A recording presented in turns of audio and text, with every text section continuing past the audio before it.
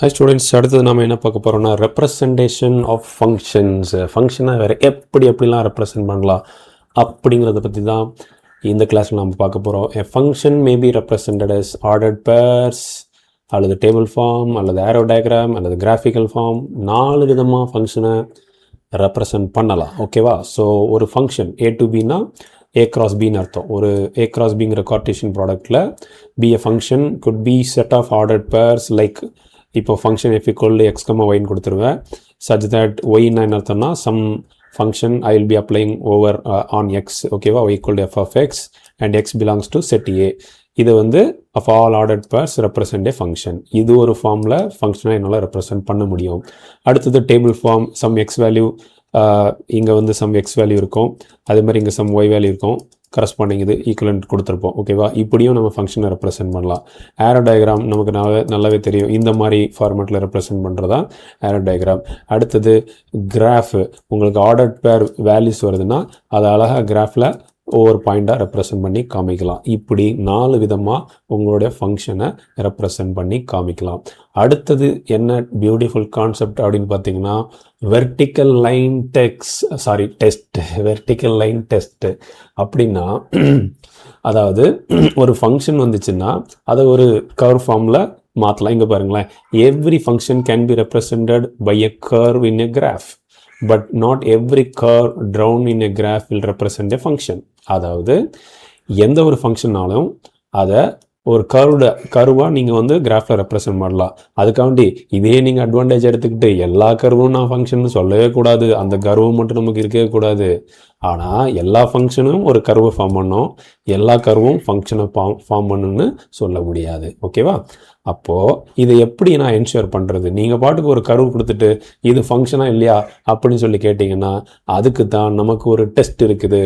Medical test எடுக்கிறோமோ இல்லையோ, இந்த வெர்டிக்கல் லைன் டெஸ்ட் எடுத்தால் கொடுத்துருக்க கர்வ் வந்து ஃபங்க்ஷனாக இல்லையான்னு சொல்லி அடித்து தூக்கிடலாம். எப்படி அப்படின்னு பார்த்தீங்கன்னா இங்கே ஒரு எக்ஸாம்பிள் எடுத்துக்கோங்க. இப்போ இங்கே ஏபிசி 3 ஃபங்க்ஷன் இருக்குது. வெர்டிக்கல்னால் என்ன? இந்த இப்படி கிராஸில், அதாவது மேலேருந்து கீழே ஒய் ஆக்சிஸில் பிளாட் பண்ணுற எல்லா லைனுமே வெர்டிக்கல் லைன். அப்போ கொடுத்துருக்க கர்வில் ஒரே ஒரு பாயிண்டை மட்டும் கட் பண்ணிச்சுன்னா, நம்ம வெர்டிக்கலாக ஒரு லைன் ட்ரா பண்ணும்போது ஒரே ஒரு கர்வ் பாயிண்டை மட்டும் கட் பண்ணிச்சுன்னா அது ஃபங்க்ஷன். 2 இடத்துல கட் ஆச்சுன்னா அது நாட் எ ஃபங்க்ஷன். ஓகேவா? இப்போ பாருங்கள், இப்போ இந்த இடத்துல இங்கே பாருங்கள், இந்த ஒரு எலிப்ஸ் ஷேப்பில் இருக்கா, இதுதான் இந்த எலிப்ஸ் ஷேப்பில் இருக்கிறது தான் இங்கே இருக்கிற கர்வ். இது ஃபங்க்ஷனாக இல்லையான்னு சொல்லி செக் பண்ணுறது. ஒரு வெர்டிக்கல் லைன் பிளாட் பண்ணுறோம்.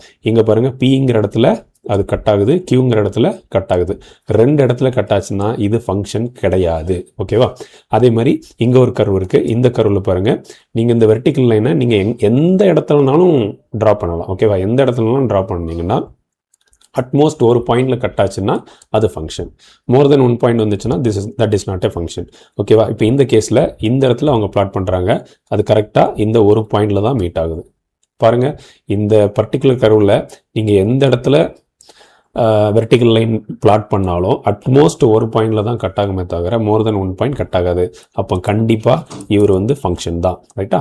அடுத்தது இது பாருங்கள், இதில் நீங்கள் இந்த இடத்துல வெர்டிக்கல் லைன் பிளாட் பண்ணும்போது இந்த பிங்கிற இடத்துல பாயிண்ட்லையும் கட் ஆகுது, கியூங்கிற பாயிண்ட்லையும் கட் ஆகுது. அப்போ இவர் ஃபங்க்ஷன் கிடையாது. ஃபங்க்ஷனுங்கிற குடும்பத்துக்குள்ளே இவர் வர முடியாது. ரைட்? ஓகே. அடுத்தது என்ன? இன்னொன்று கொடுத்துருக்காங்க. இங்கே பாருங்கள், அழகாக ஒரு சைன் வேவை ஸ்கொயர் ஷேப்பில் போட்ட மாதிரி இப்படி ஒன்று போயிட்டுருக்கு. இதில் ஒரு வெர்டிக்கல் லைன் பிளாட் பண்ணாலும் மேக்ஸிமம் ஒரு பாயிண்ட் தான் கட் பண்ணோம். ஸோ இவரும் ஃபங்க்ஷன் ஃபேமிலிக்குள்ளே வராரு. ஓகேவா? இவருக்கு சீட் இருக்குது. ரைட்? ஸோ இதுலேருந்து நம்ம என்ன தெரிஞ்சுக்கிறோன்னா எல்லா கர்வும் ஃபங்க்ஷன் சொல்ல முடியாது, பட் எல்லா ஃபங்க்ஷனுக்கும் ஒரு கர்வ் கண்டிப்பாக இருக்கும். அப்போ அதை எப்படி என்ஷூர் பண்ணுறதுன்னா வெர்டிக்கல் லைன் டெஸ்ட்டு எடுத்து பார்த்தோன்னா நமக்கு தெரிஞ்சிடும். அட்மோஸ்ட் 1 பாயிண்ட் ஹிட் ஆச்சுன்னா அது ஃபங்க்ஷன், மோர் தென் 1 பாயிண்டில் ஹிட் பண்ணிச்சுன்னா that is not a function. Okay? அடுத்தது என்ன? நம்ம கூட ஒரு எக்ஸாம்பிள் சம்மு ப்ளே பண்ண விரும்புகிறாங்க. ஏ கொடுத்துட்டாங்க, பி செட்டு கொடுத்துட்டாங்க, ஃபங்க்ஷன் வந்து ஏ டு பின்னு சொல்லிட்டாங்க, எஃப் ஆஃப் எக்ஸும் கொடுத்துட்டாங்க. என்னப்பா எல்லாத்தையும் கொடுத்துட்டீங்கப்பா, எனக்கு என்னப்பா வேலை? ஒரு வேலை இல்லை. ஓகே, ஏரோ டயக்ராம் முதல்ல இந்த மாதிரி சம்மு கேட்டாலே இந்த எஃப் ஆஃப் எக்ஸில் ஏவோட எல்லா வேலையும் போட்டு பார்த்துருங்க. இங்கே பாருங்கள், ஏக்கு 1 இருக்கா, எஃப் ஆஃப் 1 போடுங்க. 2 இருக்கா, எஃப் ஆஃப் 2 போடுங்க. எஃப் ஆஃப் 3 போடுங்க. எஃப் ஆஃப் 4 போட்டு வச்சுக்கோங்க. அப்போது 1க்கான கரஸ்பாண்டிங் வேல்யூ வந்து 2, 2க்கான வேல்யூ வந்து 5, 3க்கான வேல்யூ வந்து 8, 4க்கான வேல்யூ 11. இதை மேப் பண்ணிட்டேன்னா அதுதான் ஏரோ டயக்ராம். முடிஞ்சதா? ஸோ அந்த ஏ செட்டோடைய எஃப் ஆஃப் ஏ, அதாவது f of x equal to 1 இருந்தால் என்ன, 2, 3, 4 இதெல்லாம் போட்டு அந்த ஒரு ஆர்டர் பேர் மாதிரி கிடச்சிட்டனாலே இந்த சம்லாம் முடிஞ்சு போச்சு. ஓகேவா? ஸோ ஃபஸ்ட்டு ஏரோ டயக்ராம் அழகாக போட்டுருவேன், ஜாலியாக பிளாட் பண்ணிடுவேன். அடுத்தது என்ன, இதே டேபிள் அட போங்கப்பா, இதே டேபிள் ஃபார்மில் போட்டது என்ன பெரிய விஷயமா? அவ்வளோதான், இதுதான் டேபிள் ஃபார்ம். எக்ஸ் வேல்யூ இப்படி இருந்தால் y value y equal to f of x எனக்கு இப்படி இருக்கும். டேபிள் ஃபார்ம்லேயும் போட்டாச்சு. அடுத்து என்ன, செட் ஆஃப் ஆர்டர். என்ன குழந்தத்தனமாக கேட்குறீங்கப்பா, செட் ஆஃப் ஆர்டர் பேசலாம். இங்கே பாருங்கள் 1,2, 2,5 அதே தான். இங்கே என்னவோ அதை இப்படி சொல்கிறேன், இங்கே இப்படி சொல்கிறேன். அவங்க இது கிராஃப்லேயும் போட்டு காட்டு தம்பி அப்படிங்கிறாங்க. ஓகே, கிராஃப்னா இங்கே பாருங்கள், செட்டியாகவே எப்போவுமே எக்ஸ் ஆக்சிஸில் எடுக்கணும். இதை நல்லா மைண்டில் வச்சுக்கோங்க. இங்கே விளையாடும் போது கொஞ்சம் கேர்ஃபுல்லாக விளையாடணும்ப்பா. ஓகேவா? ஸோ டொமைன் வேல்யூஸ் எல்லாமே எக்ஸ் ஆக்சிஸில் வரும். இந்த பாயிண்ட்டை நல்லா ஞாபகம் வச்சுக்கோங்க. ஓகேவா? டொமைன் வேல்யூஸ் அவங்க என்ன ஸ்பெசிஃபை பண்ணுறாங்களோ அதெல்லாம் எக்ஸ் ஆக்சிஸில் வரும். அடுத்தது கோடொமைன் வேல்யூஸ்லாம் ஒய் ஆக்சிஸில் வரும். ஓகேவா? இப்போ 1,2னா கரெக்டாக அதுக்கு நேராக ஒரு பாயிண்ட்டு, 2,5, 3,8 நம்மகிட்ட இருக்கிற 4 பாயிண்ட் கிராஃபில் ரெப்ரசன்ட் பண்ணி முடிச்சாச்சு. ஸோ இந்த எக்ஸாம்பிள் ஓவர். அடுத்து என்ன கேட்க போகிறீங்க? Types of functions. ஆஹா, இந்த டாப்பிக்காக வேண்டி தான் நான் எதிர்பார்த்துட்டு இருந்தேன். டைப்ஸ் ஆஃப் ஃபங்க்ஷன்ஸ், இது ரொம்ப ரொம்ப இன்ட்ரெஸ்டிங் அண்ட் இம்பார்ட்டன்ட். அண்ட் அடுத்தது +1 +2 காலேஜஸ்லாம் போகும்போது இது விடாமல் வராது. இது எல்லா இடத்துலையும் வந்துக்கிட்டே இருக்கும். ஓகேங்களா? ஸோ அதனுடைய பேசிக்காக தெளிவாக நம்ம இந்த கிளாஸில் புரிஞ்சுக்க போகிறோம். Okay, right. முதல்ல பார்த்தீங்கன்னா 1-to-1 ஃபங்க்ஷன். 1-to-1. ஓகேவா? நம்ம பஸ்ஸிலலாம் பார்த்துருப்போம், 1-to-1 அப்படின்னு சொல்லி போட்டிருப்பாங்க. இடைநிறுத்தம் இல்லா பேருந்து. அது மாதிரி 1-to-1 ஃபங்க்ஷன்னா ஆக்சுவலாக என்னென்னா, இங்கே இருக்கிற எல்லா இதுக்குமே எனக்கு கோடொமைனில் ஒரு யூனிக் வேல்யூ கூட தான் மேப் பண்ணுவேன். சரியா? நீங்கள் பாருங்கள், 1 வந்து சி கூட, 2 வந்து ஏ கூட, 3 வந்து டி கூட. இப்படி இருந்தால் 1-to-1. அதாவது டொமைனில் உள்ள எல்லா வேல்யூஸுமே கோடொமைனில் ஒரு டிஸ்டிங் வேல்யூ கூட தான் மேப் ஆகும். ஒரே ஆள். இப்போ ஃபார் எக்ஸாம்பிள் 1 வந்து சிஏ மேப் பண்ணுது, 2 சிஏ மேப் பண்ணிச்சு அப்படிங்கிற மாதிரி வராது. எல்லாருக்கும் தனித்தனி வேல்யூ. ஆளுக்கு ஒரு லட்டு கொடுத்துருவாங்க. ஆளுக்கு ஒரு லட்டுன்னா வேறு லட்டு. ஆளுக்கு ஒரு லட்டு கூட கரெக்டாக கிடையாது. ஆளுக்கு ஒரு தனித்தனி ஸ்வீட். ஓகேவா? எந்த டொமைனில் உள்ள வேல்யூவும் ஒரே மாதிரியான ஸ்வீட் கிடைக்காது. எல்லாருக்கும் தனித்தனி வேறு sweet.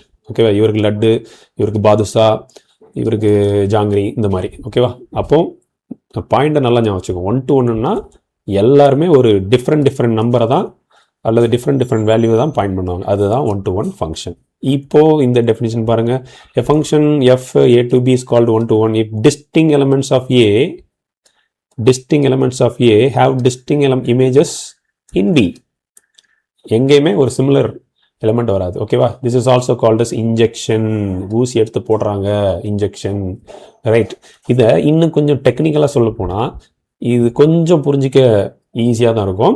If for all a1, a2 belongs to a, f of a1 equal to f of a2 அப்படி இருந்தால் இந்த ரெண்டும் ஈக்குவலாக இருக்கணும்னா a1 equal to a2 இருக்கணும் நம்ம சொல்கிறோம். அதாவது என்னென்னா, a1 a2ங்கிற 2 நம்பர். ஓகேவா? இந்த ரெண்டும் ஈக்குவலாக இருக்குன்னா இது 1-to-1 இருந்துச்சுன்னா a1 a2 ஒரே நம்பராக தான் இருக்கணும். அப்படி இருந்தால் தான் இது டிஸ்டிங் எலிமெண்ட்ஸை பாயிண்ட் பண்ணும். ஓகேவா? Okay, a1 equal to a2 அப்படி இருந்துச்சுன்னா தென் f is called as 1-to-1 function. ஓகேவா? அதாவது a1 equal to a2னா என்ன அர்த்தம்னா ரெண்டுமே சேம் தான். இப்போது என்ன சொல்கிறது, a1 வேல்யூயும் a2 வேல்யூயும் சேமாக இருந்தால் மட்டும்தான் f of a1 equal to f of a2 இருக்க முடியும். சரியா? அடுத்தது பாருங்கள், ஒரு எக்ஸாம்பிள் பார்க்கலாம். செட் ஏ கொடுத்துட்டாங்க, பி கொடுத்துட்டாங்க. இப்போ f equal to 1, a, 2, b, 3, d, 4, c. So அதுக்கேற்ற மாதிரி நான் இங்கே கனெக்ட் பண்ணிட்டேன். ஓகேவா? இப்போது இது ஒரு 1-to-1 ஃபங்க்ஷனான்னு கேட்குறாங்க. அப்படின்னா என்ன பண்ணுறேன், முதல்ல இது ஒரு ஃபங்க்ஷனான்னு பார்க்குறேன். எல்லா டொமைன் வேல்யூஸும் மேப் ஆகிருக்கு. ஓகே, யூனிக்காக தான் மேப் ஆகிருக்கு. இப்போது 1 வந்து a மேப் பண்ணியிருக்கு, 2b, 3d, 4c எல்லாருக்கும் டிஃப்ரெண்ட் ஸ்வீட்ஸ் தான். அப்போ இது 1-to-1 ஃபங்க்ஷன் தான். அடுத்தது இந்த எக்ஸாம்பிள் எடுத்துப்போம். ஜிங்கிற ஒரு ஃபங்க்ஷன் கொடுத்துருக்காங்க, 1, b கொடுத்துருக்காங்க. ஸோ 1, 2, 3, 4. 1, b, 2, b 2 பேருக்கும் லட்டு கிடைக்குது. ஒரே லட்டை 2 பேர் எடுத்துக்கூடாது. அப்படின்னா இட் இஸ் நாட் 1-to-1. 1-to-1னா எல்லாருக்கும் ஒரே ஸ்வீட் தான் கொடுக்கணும். சாரி 1 to 1 எல்லாருக்கும் டிஃப்ரெண்ட் ஸ்வீட் கிடைக்கணும். ஆனால் இங்கே 1க்கும் லட்டு தான் 2க்கும் லட்டு தான், பி ஒரே லட்டை கொடுத்துட்டாங்க. அப்போ இது வந்து 1 to 1 கிடையாது. சரியா? அடுத்த டைப் என்னென்னா many to one function. Many to one function இந்த டயக்ராம் பாருங்கள். இங்கே பாருங்கள், இங்கே வந்து ஒரே ஸ்வீட்டை வந்து நிறைய பேருக்கு ஷேர் பண்ணி கொடுக்கலாம். இங்கே பாருங்கள், P1க்கும் F1ங்கிற லட்டு கிடைக்குது, P4க்கும் F1ங்கிற லட்டு கிடைக்குது, P6க்கும் F1ங்கிற லட்டு கிடைக்குது. அப்போது many persons eating the same laddu. So many to one, இதுதான் வந்து மெனி டு ஒன் மேப்பிங். ஓகேவா? இப்போ இதை டெக்னிக்கலாக எப்படி சொல்கிறாங்க? Many to one function if 2 or more elements of A. ஓகேவா? more than 2 elements of set elements of A have same image in B. ஓகேவா? அதுதான் டெக்னிக்கலாக சொல்கிறாங்க. ரைட். அடுத்தது இதுக்கு ஒரு இல்லஸ்ட்ரேஷன். A கொடுத்துட்டாங்க, B கொடுத்துட்டாங்க, ஃபங்க்ஷன் கொடுத்துட்டாங்க. Okay, then F is a function. இங்கே கொடுத்ததானா 1, A? இல்லை, இது வேற கேட்டிருக்காங்களா? ஓகே, இது ஒரு மெனி டு ஒன்னா என்னன்னு கேட்டிருக்காங்களா? 1 2 3 4. ஓகே, 1 2 3 4. இங்கே வந்து ABC. ஓகே, ABC கொடுத்துருக்காங்க. 1, A 2, A முடிஞ்சுதா? 3, B 4, C. இது ஒரு ஃபங்க்ஷன் முதல்ல. அப்புறம் இது வந்து மெனி டு ஒன். ஏன்னா ஏங்கிற லட்டு வந்து 1ம் பாயிண்ட் பண்ணுது, 2ம் பாயிண்ட் பண்ணுது. அப்போ இது ஒரு மெனி டு ஒன் ஃபங்க்ஷன். ரைட்டா? அடுத்தது என்ன ஃபங்க்ஷன் டைப்னு பார்த்தீங்கன்னா ஆன் டு ஃபங்க்ஷன். ஆன்னா கரெக்டாக அப்படியே மேலே உட்கார்றது. அதாவது ரேஞ்ச் ஆஃப் எஃப் வந்து equal to the codomain of f. இங்கே எதுவுமே மிச்சம் இருக்காது, எக்ஸாக்டாக அது மேலே உட்காரும். அதுதான், அதனால தான் it is called us on to function. என்ன சொல்கிறாங்கன்னா, இங்கே பாருங்கள், C1 வந்து C1க்கு P2, C3க்கு P2, C4க்கு இது. ஓகே ஓகே ஓகே இது ஃபர்ஸ்ட் ஆஃப் ஆல் இது ஒரு மெனி டு ஒன் ஃபங்க்ஷன். சரியா? இது ஒரு 1 to 1 ஃபங்க்ஷன் கிடையாது. ஏன் 1 to 1 ஃபங்க்ஷன் கிடையாது? ஏன்னா C1ம் P2 பாயிண்ட் பண்ணுது, C3யும் P2 பாயிண்ட் பண்ணுது. ஓகேவா? ஒரே லெட்டை 2 பேர் பாயிண்ட் பண்ணுறாங்க. ஓகேவா? அப்போ எல்லாருக்கும் டிஃப்ரெண்ட் ஸ்வீட் இருந்தால் தான் அது 1 to 1. ஸோ இதில் வந்து பார்த்தீங்கன்னா C1 C3க்கு சேம் ஸ்வீட்டு. அப்போ இது 1 to 1 கிடையாது. இது மெனி டு ஒன்னான்னு கேட்டால் ஆமாம், மெனி டு ஒன். ஏன்னா P2ங்கிற லட்டு வந்து C1ம் எடுத்துக்குது, C3யும் எடுத்துக்குது. அப்போ இது ஒரு மெனி டு ஒன். இது அடுத்தது நான் கேட்குறேன், இது வந்து ஒரு ஆன் டு ஃபங்க்ஷனானு கேட்குறேன். ஆன் டு ஃபங்க்ஷனாக என்ன அர்த்தம்னா P1 P2 P3 இதில் இந்த கோடொமைனில் உள்ள எல்லா வேல்யூவும் இங்கே எதுவுமே மிச்சம் இருக்கக்கூடாது. நான் எல்லா ஸ்வீட்டையும் காலி பண்ணியிருக்கணும். ஓகேவா? அப்போது range of this function is equal to B. அதாவது ரேஞ்ச் ஆஃப் திஸ் ஃபங்க்ஷன் என்ன சொல்கிறேன்? இப்போ C1, P2. ஓகேவா? இந்த இடத்துல என்ன அர்த்தம்? இதனோட ரேஞ்சுன்னு கேட்டால் என்ன சொல்லுவீங்க? P1 P2 P3. சரியா? ஏன்னா C1 Poynting to P2, C2 Poynting to P1, அதே மாதிரி P3 வந்து C4 C5 பாயிண்ட் பண்ணு. அப்போ ரேஞ்ச் வந்து P1 P2 P3. கோடொமைன்னா என்ன? கோடொமைனும் P1 P2 P3 தான். அப்போது இந்த கேஸை பொறுத்த வரைக்கும் ரேஞ்சும் கோடொமைனும் ஈக்குவலாக இருக்குது. அப்படி இருந்தால் அதுக்கு பேர் தான் ஆன் டு ஃபங்க்ஷன். ரைட்? இதுக்கு இன்னொரு ஸ்வீட் நேமும் கொடுத்துருக்காங்க, சர்ஜெக்ஷன் அப்படின்னு ஒரு ஸ்வீட் நேம் கொடுத்துருக்காங்க. ஓகேவா? ஸோ இங்கே என்ன நோட் பண்ணணும்? ஆன் டு ஃபங்க்ஷன்னா range of f is equal to B. இதுதான் இங்கே முக்கியமான விஷயம். சரியா? அப்போ 1 to 1னா எல்லாருக்கும் டிஃப்ரெண்ட் ஸ்வீட் கொடுக்கணும். மெனி டு ஒன்னுனா ஓகே எல்லாருக்கெல்லாம் கொடுக்க முடியாதுப்பா, சில நேரம் லட்டு மட்டும் தான் இருக்கும். அப்போ அவங்களுக்கு எல்லாருக்கும் ஒரு சிலருக்கு லட்டு கொடுக்கலாம், ஒரு சிலருக்கு பாதுஷா கொடுக்கலாம். அப்போ அது மெனி டு ஒன்று. அடுத்தது ஆன் டு ஃபங்க்ஷன்னா எக்ஸாக்டாக உங்களுடைய ரேஞ்ச் என்ன இருக்கோ அதே இதுவும் கோடொமைனும் எல்லாமே இருக்கும். அதான் எல்லா ஸ்வீட்டும் காலியாகிரும். அப்போ ரேஞ்சும் கோடொமைனும் சேம் ஆயிரும். அதுக்கு பேர் தான் ஆன் டு ஃபங்க்ஷன். ஓகேவா? இங்கே இன்னும் ஒரு எக்ஸாம்பிள் கொடுத்துருக்காங்க பாருங்கள், இல்லுஸ்ட்ரேஷன். செட் ஏ கொடுத்தாச்சு, செட் பி கொடுத்தாச்சு, ரேஞ்ச் ஆஃப் எஃப்பும் கொடுத்தாச்சு. அதாவது LMN. ஓகேவா? LMN. ரைட்? அப்போ என்ன ஆச்சு? இங்கே ரேஞ்ச் வந்து L, M, N. அதே தான் கோடொமைனும் LMN. முடிஞ்சு போச்சா? இது வந்து ஒரு ஆன் டு ஃபங்க்ஷன். வேறு என்னெல்லாம் சொல்லலாம்? இங்கே பாருங்கள், இது வந்து ஒரு 1 to 1 ஃபங்க்ஷன்னு நான் சொல்லுவேன். ஏன்னா எக்ஸு ஒய் செட்டு மூணுக்குமே டிஃப்ரெண்ட் வேல்யூ கூட தான் மேப் ஆயிருக்கு. எல்லாருக்கும் டிஃப்ரெண்ட் ஸ்வீட்டு. அப்போ இப்படி சொல்லலாம். இதை மெனி டு ஒன் சொல்லலாமா? அப்படி சொல்ல முடியாது. ஏன்னா எல்லாருக்கும் டிஃப்ரெண்ட் ஸ்வீட் தான் இருக்குது, யாரும் ஒரே ஸ்வீட்டை ஷேர் பண்ணல. அப்போ இது மெனி டு ஒன் கிடையாது. ஆன் டு ஃபங்க்ஷன் ஆல்ரெடி நம்ம சொல்லிட்டோம். ஓகேவா? இதுக்கு எதிர்ப்பதமாக நீங்கள் ஆன் டு சொன்னால் நாங்கள் அதுக்கு ஆப்போசிட்டாக நாங்கள் ஒருத்தங்க வந்துடுவோங்க. இன் டு ஃபங்க்ஷன் உங்களுக்கு நேர் எதிராக வரோம். இன் டு ஃபங்க்ஷனில் கோடொமைனில் சில வேல்யூ வந்து எக்ஸஸாக இருக்கும். இப்போ ஆன் டு ஃபங்க்ஷனில் கரெக்டாக ஆன்னா அது மேலே அப்படியே உட்காருது, எல்லா லட்டும் கரெக்டாக டிஸ்ட்ரிபியூட் ஆகிரும். ஆனால் இன்ட்டு ஃபங்க்ஷனில் சில லட்டு சில ஸ்வீட்ஸாக யாராவது சாப்பிடாம இருப்பாங்க. அதுக்கு பேர் தான் இன்ட்டு ஃபங்க்ஷன். இந்த எக்ஸாம்பிள் பாருங்களேன், C1 mapped with washing machine, C2 television, C3 water heater. அப்போ ஏர் கண்டிஷனர் யாருக்கு கொடுக்குறது? லெஃப்ட் அவுட் ஆயிடுச்சா? இந்த மாதிரி வந்தால் இன்ட்டு ஃபங்க்ஷன், அதாவது கோடொமைனுக்கு உள்ளே இருக்குமே தவிர கோடொமைன் மேலே இருக்காது, ஆன் டு ஃபங்க்ஷனாக இருக்காது. இன்ட்டு ஃபங்க்ஷன் அதாவது எக்ஸஸாக சில விஷயங்கள் இருக்கும், எக்ஸஸாக சில எலிமெண்ட்ஸ் வந்து கோடொமைனில் இருக்கும். இந்த மாதிரி இதுக்கு பேர் தான் இன்ட்டு ஃபங்க்ஷன் அப்படின்னு சொல்லுவாங்க. டெக்னிக்கலாக இது எப்படி சொல்கிறாங்க? Into function there exist at least one element in B, there exist at least one element in B which is not the image of any element of A. அதுக்கு ஏலேருந்து எந்த இமேஜும் இருக்காது. அப்படி இருந்தால் அதை இன்ட்டு ஃபங்க்ஷன் சொல்லுவாங்க. ஓகேவா? ரைட். இப்போது இதுக்கான இன்னொரு எக்ஸாம்பிள் பார்க்குறோம். 1 is mapped with W, 2 is mapped with Z, 3 is mapped with X, Y left out ஆயிடுச்சு. அப்போ இது வந்து இன்ட்டு ஃபங்க்ஷன். ரைட். அடுத்த விஷயம் பைஜெக்ஷன்.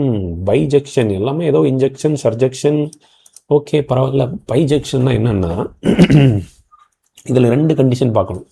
அதாவது ஒரு ஃபங்க்ஷன் 1 to 1ஆகவும் இருக்குது, ஆன் டு ஃபங்க்ஷனாகவும் இருக்குது. இந்த 2 ஃபங்க்ஷனும் சாட்டிஸ்ஃபை ஆச்சுன்னா that is called as bijection. So bijection என்னன்னு பார்க்கறதுக்கு முன்னாடி இங்கே என்ன சொல்லியிருக்காங்க அப்படின்னு நான் உள்ள மூழ்கி எழுந்துச்சு பார்க்கும்போது கிரிப்டோகிராஃபி ஏன்டா இங்கே கொண்டு வந்து சம்மந்தப்படுத்திருக்காங்கன்னு எனக்கு ஒரே குழப்பமாயிருச்சு. ஆனால் அதுக்குள்ளே தான் பைஜெக்ஷன் இருக்குங்கிறத நான் லேட்டாக தான் புரிஞ்சுக்கிட்டேன். அதாவது இங்கே பாருங்கள், A to Zங்கிற இன்னர் சர்க்கிள் இருக்கா, அதே மாதிரி A to Zங்கிற அவுட்டர் சர்க்கிள் இருக்கா. இப்போது ஏக்கு நேராக அவங்க டியை மேப் பண்ணுறாங்க, பிக்கு நேராக இயை மேப் பண்ணுறாங்க. அப்போது இந்த மாதிரி எல்லா ஆல்ஃபபெட்டுக்கும் நேர டிஃபரண்ட், அதாவது ஏ வந்து டியை மேப் பண்ணுது, அவ்வளோதான். இனி டியை வேற யாரும் எடுக்க முடியாது. பி வந்து இயை மேப் பண்ணுது, அவ்வளோதான். இனிமேல் இயை யாரும் தொட முடியாது. அப்போது எல்லா வேல்யூஸும் வந்து டிஃப்ரெண்ட் கோடொமைன் வேல்யூஸ் கூட மேப் ஆகுது. அப்போது இது வந்து 1 to 1க்கான ஒரு எக்ஸாம்பிள். சரியா? 1 to 1. அடுத்தது என்ன சொல்கிறாங்க, இங்கே எந்த வேல்யூமே லெஃப்ட் அவுட் ஆகலை. இந்த இன்னர் சர்க்கிளில் இருக்கிற எல்லா வேல்யூஸுக்கும் கரஸ்பாண்டிங் அவுட்டர் சர்க்கிள் வேல்யூ இருக்குது, ஈக்குவலாக மேப் ஆகுது. அதாவது டொமைன் ஏ டொமைன் பின்னு வச்சுக்கிட்டிங்கன்னா இங்கே வந்து ஈக்குவலாக மேப் ஆகுது. பியில் எந்த எலமெண்ட்டும் லெஃப்ட் அவுட் ஆகலை. அப்படி இருந்தால் அது ஆன் டு ஃபங்க்ஷன். இதை அப்போ இந்த 2 கண்டிஷன் சாட்டிஸ்ஃபை ஆயிடுச்சா? 1 to 1 வந்துருச்சு, ஆன் 2 ஆயிடுச்சு. புரியலனாலும் பரவாயில்ல, விட்டுருங்க. அடுத்த எக்ஸாம்பிள் நான் கிளியராக புரிய வச்சிடுறேன். இதை கிரிப்டோகிராஃபியில் யூஸ் பண்ணுவாங்க. இப்போ பாருங்கள், ஏங்கிற லெட்டருக்கு நேராக டி இருக்குது, பிங்கிற லெட்டருக்கு நேராக இ இருக்குது, சிங்கிற லெட்டருக்கு நேராக எஃப் இருக்குது. இந்த மாதிரி இந்த சீக்வன்ஸ் போய்கிட்டே இருக்குது. சரியா?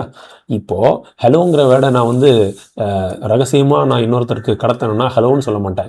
அதுக்கு பதிலாக ஹெச்சுக்கு நேராக என்ன லெட்டர் இருக்குது? கே இருக்குது. அதே மாதிரி ஈக்கு நேராக என்ன லெட்டர் இருக்குது? ஹெச் இருக்குது. இந்த மாதிரி கொஹூர் அப்போ ஃபோன் பண்ணால் இனிமேட்டு கொஹூர் அப்படி தான் நான் சொல்லுவேன். ஓகேவா? அப்போது நீங்கள் தான் புரிஞ்சுக்கணும், அந்த லைனில் நீங்கள் இதை டிக்ரிப்ட் பண்ணோம்னா என்கிரிப்ட் பண்ணி கால் பண்ண உங்களுக்கு கொஹூர் அப்படின்னா நான் தான் பேசுகிறேன் அப்படிங்கிறத நீங்கள் புரிஞ்சுக்கணும். அப்போ நீங்கள் அந்த ரிசீவர் சைடில் எப்படி நீங்கள் கே இஸ் ஈக்குவலன் டு, கேக்கு ஈக்குவலண்டா என்ன இருக்குது என், நோ கேக்கு ஈக்குவலண்டா, கேனா என்ன அர்த்தம்? கேன்னா ஹெச்னு அர்த்தம். கே வந்து நீங்கள் ஹெச்ன்னு சொல்லி டிக்ரிப்ட் பண்ணுவீங்க. அவுட்டர் சர்க்கிளில் ஹெச்னா ஹெச் எங்கே இருக்குது? ஹெச்சை வந்து ஈன்னு டிக்ரிப்ட் பண்ணுவீங்க. அதே மாதிரி ஓ வந்து ஓக்கு வந்து எல்லுன்னு டிக்ரிப்ட் பண்ணுவீங்க. அப்படி பார்த்தீங்கன்னா ஹலோங்கிறத தான் நீ கொஹூர்னு சொல்லிட்டு இருந்தியா, நான் கூட வேற என்னமோ நினச்சிட்டேன் அப்படின்னு சொல்லி டிக்ரிப்ட் பண்ணுறோம் இல்லையா? இதுக்கு பேர் கிரிப்டோகிராஃபி. இதை உங்களுடைய ஹையர் செமஸ்டர்ஸில் ஹையர் எஜுகேஷன் வரும்போது இதெல்லாம் படிப்பீங்க. ஓகேவா? அப்போ எதுக்கு இதை இங்கே கொண்டு ஃபிக்ஸ் பண்ணா அப்படின்னு நான் சிந்தனையை தட்டி விடும்போது ஆக்சுவலாக அவன் சொல்ல வந்தது, இந்த இன்னர் சர்க்கிளும் அவுட்டர் சர்க்கிளும் டிஃப்ரெண்ட் வேல்யூஸாக தான் மேப் ஆகிருக்கு. ஸோ இது 1 to 1 ஃபங்க்ஷன் சொல்கிறான். அதே மாதிரி இன்னர் சர்க்கிளில் எல்லா வேல்யூக்கும் அவுட்டர் சர்க்கிளில் எல்லா வேல்யூவும் மேப் ஆகிடுச்சு, எந்த வேல்யூமே லெஃப்ட் அவுட் ஆகலை. ஸோ இது ஒரு onto function. So 1 to 1 onto function இந்த ரெண்டுமே இருந்தால் that is called as bijection அப்படிங்கிறது தான் அவன் சொல்ல வரான். சரியா? பைஜெக்ஷன். இப்போது பைஜெக்ஷனுக்கு இன்னொரு எக்ஸாம்பிள் பார்க்கலாம். இந்த ஆரோ டயக்ராம் பாருங்கள். முதல்ல இது 1 to 1 ஆமாம், எப்படி? ஏன்னா 1க்கு W தான் இருக்குது, 2க்கு Z, 3க்கு X. இங்கே இருக்கிற எல்லாருக்குமே தனித்தனி ஸ்வீட் கிடைக்குது, இண்டிவிஜுவலாக டிஃப்ரெண்ட் ஸ்வீட்ஸ் கிடைக்குது. அப்போ இது வந்து ஒரு 1 to 1 ஃபங்க்ஷனுங்கிறது உறுதியாயிருச்சு. அடுத்தது பாருங்கள், கோடொமைனில் உள்ள எல்லா வேல்யூவும் மேப் ஆயிடுச்சு. அப்போ என்ன அர்த்தம்? Range is equal to codomain of B. ஓகேவா? அதாவது ரேஞ்சுன்னா என்ன சொல்கிறேன் இந்த கேஸில்? W, X, Z இதுதான் ரேஞ்சு. ஓகேவா? ஏன்னா இது மேப் ஆயிருக்கு, இது மேப் ஆயிருக்கு, இது மேப் ஆயிருக்கு. கோடொமைன் பியோட வேல்யூ என்னது? அதுவும் W, X, Z. அப்போ range is equal to codomain of codomain. அப்படி இருந்தாலே இது வந்து ஆன் டு ஃபங்க்ஷன். அப்போ ஒரு இது வந்து ஆன் டு ஃபங்க்ஷனாகவும் 1 to 1 இருந்துச்சுன்னா then it is called as bijection. ஓகேவா?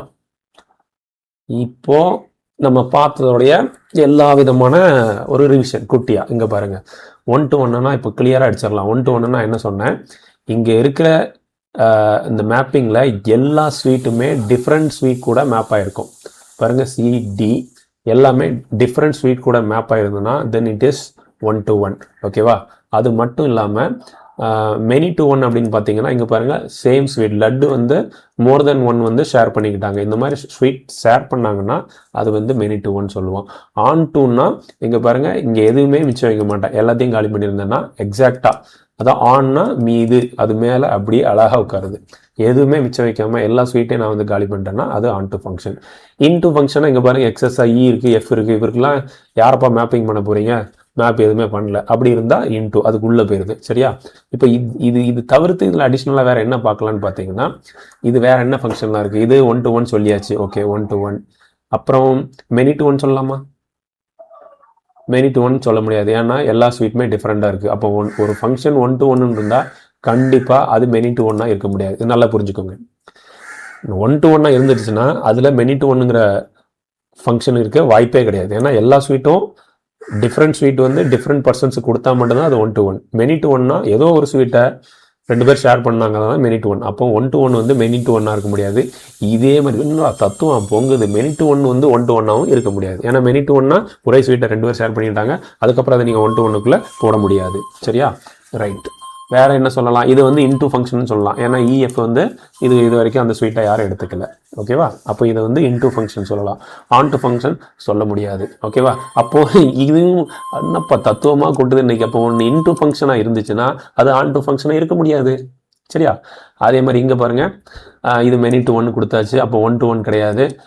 இன்டூ ஃபங்க்ஷனாக இல்லை, ஏன்னா ஸ்வீட்ஸ் வந்து எல்லாருக்கும் டிஸ்ட்ரிபியூட் பண்ணியாச்சு. அப்போ இது வந்து ஆன் டு ஃபங்க்ஷன் சொல்லலாம். ஓகேவா? இது so this is main to 1 as well us on to 1 அதுவும் சொல்லலாம். சரியா? ரெண்டும் ஓகே.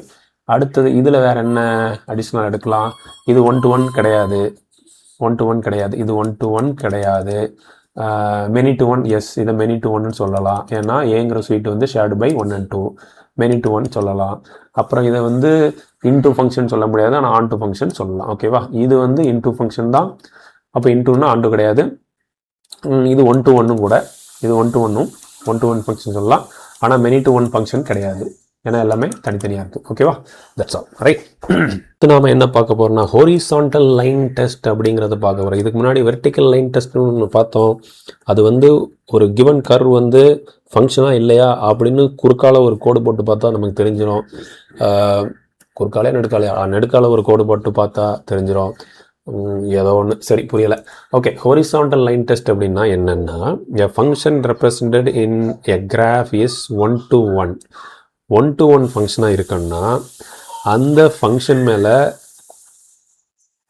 ஹொரிசாண்டலாக ஒரு லைனை நான் ட்ராப் பண்ணேன்னா அது அட்மோஸ்ட் ஒரு பாயிண்டில் தான் இன்டர்செக்ட் ஆச்சுன்னா அது ஒரு 1 to 1 ஃபங்க்ஷன். அவ்வளோதான், ரொம்ப சிம்பிள்ப்பா. இப்போது இந்த க்ரீன் லைனில் ஒன்று கொடுத்துருக்காங்க இல்லையா, அதுதான் ஒரு இந்த ஃபிகர் ஏல க்ரீன் லைனில் ஒன்று, சாரி இந்த இது என்ன கலர்ப்பா, ரெட்டா ரோஸா, ஐயோ எது தெரியலையே. சரி, இந்த மாதிரி ஒரு லைன் இருக்கா, இதில் நான் ஒரு ஹொரிசாண்டல் லைன் பிளாட் பண்ணுறேன். எங்கேனாலும் இந்த ஹொரிசாண்டல் லைன் போட்டுக்கோங்க, அது மேக்ஸிமம் ஒரே ஒரு பாயிண்டில் தான் கட் பண்ணும். அப்போது இது ஒரு 1 to 1 ஃபங்க்ஷன் அப்படின்னு சொல்கிறாங்க. அப்போ என்ன அர்த்தம்னா யூனிக் வேல்யூஸ் தான் கிடைக்கும், டிஃப்ரெண்ட் லட்டு தான் கிடைக்கும். ஒருத்தர் ஒரு லட்டு கிடச்சின்னா அப்புறம் ஒரு லட்டே கிடைக்காது. சரியா? அதே மாதிரி இந்த டயக்ராமில் நீங்கள் இந்த இடத்துல இங்கே பாருங்கள், இங்கெல்லாம் நீங்கள் ஒரு ஹொரிசாண்டல் லைன் போட்டிங்கன்னா அது 2 இடத்துல கட் பண்ணுது. அப்போ கண்டிப்பாக இது வந்து 1 to 1 கிடையாது. சி பாருங்கள், சியில் ஒரு ஹாரிசான்டல் லைன் நீங்கள் எங்கே பிளாட் பண்ணாலுமே மேக்ஸிமம் ஒரு பாயிண்டில் தான் கட் பண்ணும். ஓகேவா? அப்போ இது வந்து ஒரு 1 to 1 ஃபங்க்ஷன். அப்போ இவங்க 2 பேரும் 1 to 1, இது 1 to 1 கிடையாது. அதுதான் இதில் சொல்ல வராங்க. சரியா? அடுத்தது என்ன கொடுக்க வராங்க? ஒரு எடுத்துக்காட்டு சம் கொடுக்குறாங்க. ஒரு ஏ செட்டு, பி செட்டு, எஃப். என்னப்பா நீங்கள் எல்லாத்தையுமே கொடுத்துட்டே என்ன செக் பண்ணுறீங்க? எனக்கு குழந்த மாதிரியே ட்ரீட் பண்ணுறீங்க. Show that F is 1 to 1 but not on to function. ஓகேவா? ஸோ இவ்வளோ இருந்தாலே எனக்கு ஈஸியாக நான் ஆரோ டயக்ராம் போட்டுருவேன். ஆரோ டயக்ராம் பார்த்தாலே எனக்கு புரிஞ்சு போயிடும். இங்கே பாருங்கள், 1க்கு 4, 2க்கு 5, 3க்கு 6. ஆமாம், இது 1 to 1. அப்புறம் என்ன கேட்குறீங்க? But not on to function. ஆமாம், ஏன் நாட் ஆன் டு ஃபங்க்ஷன்? ஏன்னா எக்ஸஸாக எலிமெண்ட்ஸ் இருக்குது கோடொமைனில். அப்படி இருந்தாலே அது இன்டூ ஃபங்க்ஷன் ஆயிரும். முடிஞ்சது. இதுக்கு மேலே நான் இங்கே என்ன சொல்லணும்? நீங்கள் என்ன ரொம்ப அண்டர் எஸ்டிமேட் பண்ணுறீங்க பாஸ். கொஞ்சம் டஃப்பாக கேளுங்க பாஸ் அப்படின்னு நான் கேட்டதுனால, அடுத்தது ஏதாவது கொஞ்சம் டெரிஃபிக்காக கேட்பாங்கன்னு பார்த்தா, set A function A to B is an onto function. அப்போ ஆன் டு ஃபங்க்ஷன்னா என்ன அர்த்தம்னா, கோடொமைன் உள்ள எல்லா வேல்யூஸும் எக்ஸாக்டாக மேப் ஆயிரும். ஓகேவா? எதுவுமே லெஃப்ட் அவுட் ஆகாது. Defined by f of x equal to this, then find B. A கொடுத்துட்டீங்க, எஃப் ஆஃப் எக்ஸ் கொடுத்துட்டீங்க. அப்போ ஏவோட ஒவ்வொரு வேல்யூவாக சப்ஸ்டியூட் பண்ணுவேன். ஓகேவா?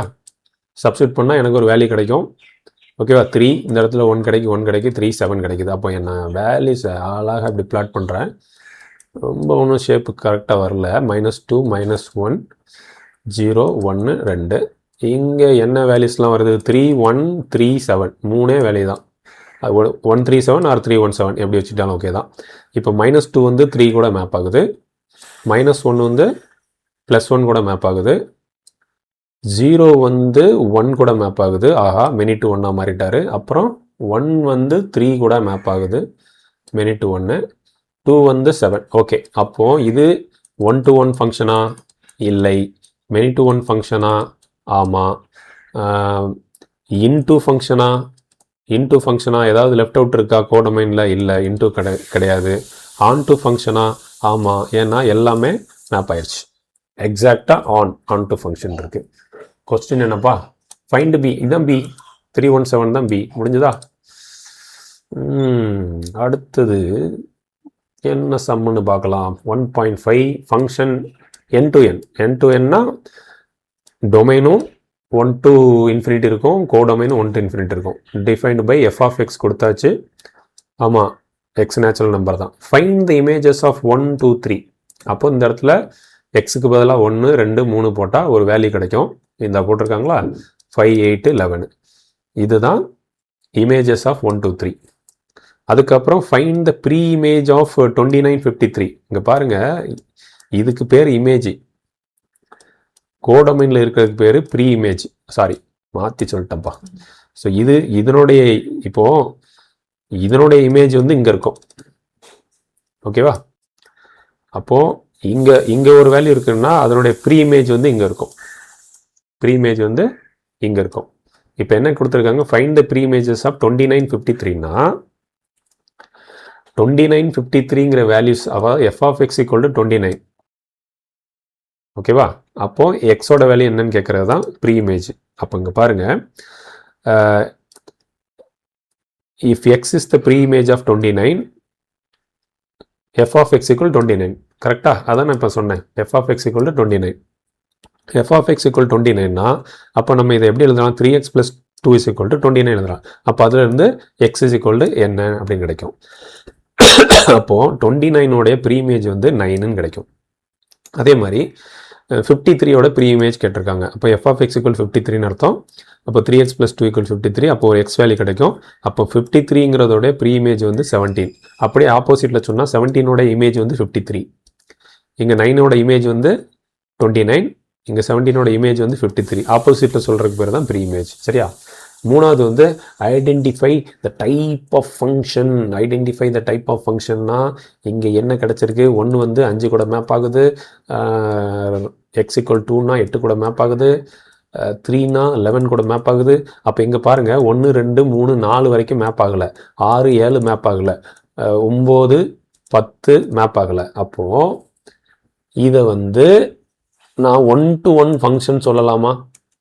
ஒன் டு ஒன் ஃபங்க்ஷன் சொல்லலாம். ஏன்னா எல்லாமே யூனிக் வேல்யூ கூட தான் மேப் ஆகுது, எல்லாருக்கும் டிஃப்ரெண்ட் ஸ்வீட். அப்போ ஒன் டு ஒன் சொல்லலாம். ரெண்டாவது மெனி டு ஒன் சொல்லலாமா? வாய்ப்பே இல்லை ராஜா, வாய்ப்பே இல்லை. மெனி டு ஒன்னுக்கு வாய்ப்பே இல்லை. அப்புறம் இன்டூ ஃபங்க்ஷன் சொல்லலாமா? கண்டிப்பாக இது இன்டூ ஃபங்க்ஷன் தான், ஏன்னா எக்ஸஸாக எலமெண்ட்ஸ் இருக்குது, இது இன்டூ ஃபங்க்ஷன் தான். ஆன் டு ஃபங்க்ஷன் சொல்லலாமா? அப்படிதான் அவ்வளோ. ஆன் டு ஃபங்க்ஷன் இருக்க வாய்ப்பே கிடையாது. ஏன்னா இப்போ தானே சொன்னேன், எக்ஸஸ் எலமெண்ட் இருந்தால் ஒரு ஃபங்க்ஷன் இன்டூவாக இருந்தால் அது ஆன் டூவாக இருக்க முடியாது, ஆன் டூவாக இருந்தால் இன்டூவாக இருக்க முடியாது. அதேமாரி ஒரு ஃபங்க்ஷன் ஒன்றா இருந்தால் M1 இருக்க முடியாது, மெனி டு ஒன்றா இருக்க முடியாது, மெனி டு ஒன்றா இருக்க முடியாது. தத்துவம்டா தத்துவம், ரைட்? ஓகே, இங்கே என்ன கொடுத்துருக்காங்க நம்ம செக் பண்ணி பார்த்துடலாம் ஒரு தடவை. Different images and codomain function is one to one function. சொல்லியாச்சா ஒன் டு ஒன்று. கோடொமைன் எஃப்எஸ் என்ன, but range equal to range. Okay, இந்த மாதிரி போயிட்டே இருக்கும். ஓகேவா? அவ்வளோதான். F is not a onto function கிடையாது, but it is an into function. சூப்பர்ப்பா சூப்பர்ப்பா. அவ்வளோதான், நம்ம டிஸ்கஸ் பண்ண இங்கே என்ன டிஸ்கஸ் பண்ணமோ அது அழகாக வேர்ட்ஸில் கொடுத்துருக்காங்க. அவ்வளோதான். Thus f is one to one and into function, right? Okay.